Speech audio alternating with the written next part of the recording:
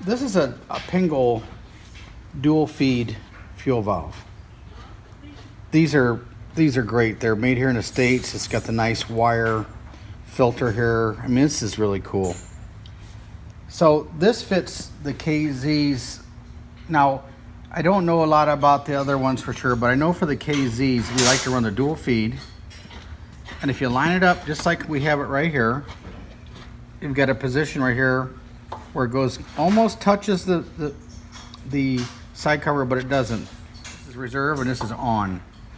So it's a 3-position valve. We really like these a lot because now these bikes are getting harder to find and we don't want to see them get burned up.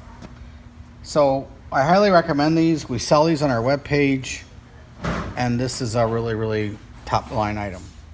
And also, if you're interested, we also can make up a custom fuel line kit for you if you so desire.